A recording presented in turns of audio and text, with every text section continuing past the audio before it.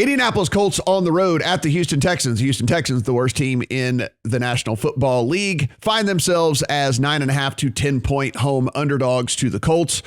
45.5 is your total. The Colts coming off of that heartbreaking loss this past week to the Bucs, in which they just completely laid down in the second half and were unable to get anything going. The Bucs mount this comeback and then the Colts lose. That being said, Colts right in the thick of it still from the playoff standpoint, can still play themselves into a position, can still play themselves into a really good position, actually, because again, of how jumbled up this AFC is.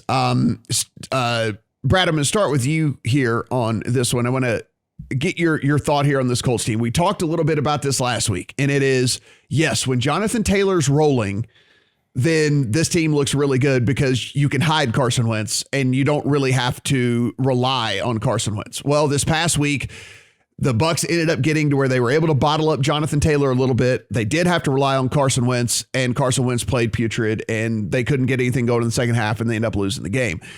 Not that this could happen here in this game against the Texans, but it does make you wonder just about this Colts team kind of longer term and what their viability is long term, because eventually they will run into a defense that is going to be able to stop the run. And then when it comes down to Carson Wentz having to make consistent throws, it just doesn't look like that's going to happen very often.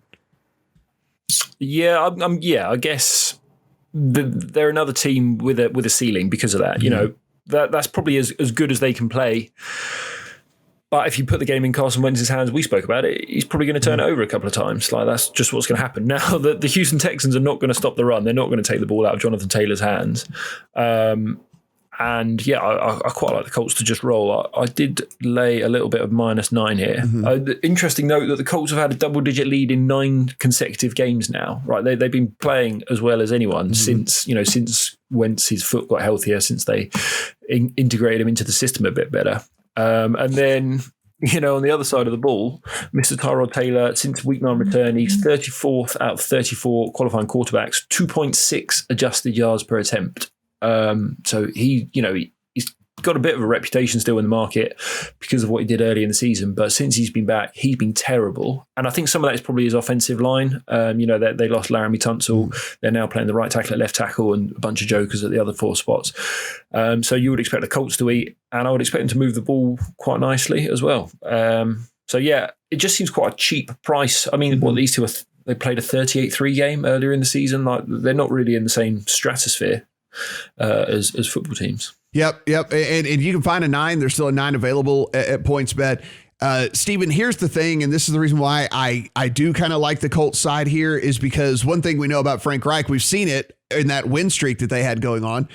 He is not afraid to just run it and run it and run it and run it and let Jonathan Taylor go and get 185 yards in a game and get him multiple touchdowns. And he doesn't, I think he knows deep down, as much as he may love Carson Wentz, which, by the way, if you guys are watching the in-season Hard Knocks, he loves him some Carson, like they're like best friends and stuff. But he knows deep down what the limitations are, and he has been able to hide it pretty well. And I don't think he knows how important this game is. He knows this needs to be a layup. I don't think he asked too much of Carson Wentz in this game, and I think that's a good thing for if you're back in the Colts. Yeah, the Bible studies are lit in Indianapolis these days.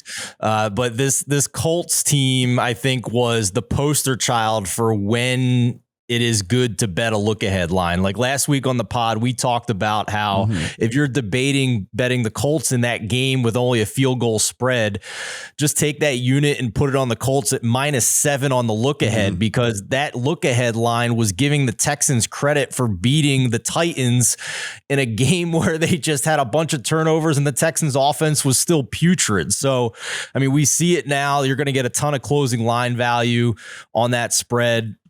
I do, if you haven't bet the look ahead, I do agree with you guys that it's Colts or nothing for me. Looking at the market, these teams are more closer to 10, 11 points on a neutral field. So yeah, I'm with you guys on this game.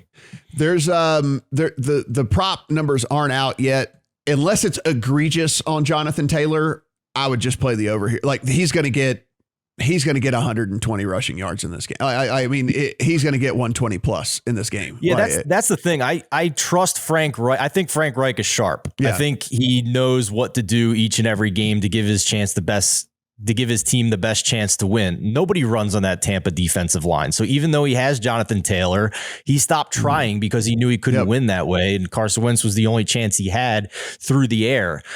In games like this, he's going to feed Jonathan Taylor. He did it against Buffalo as well. So he doesn't care about having a nice ratio of run and pass. He just cares about winning the game. He's going to do whatever he has to do that.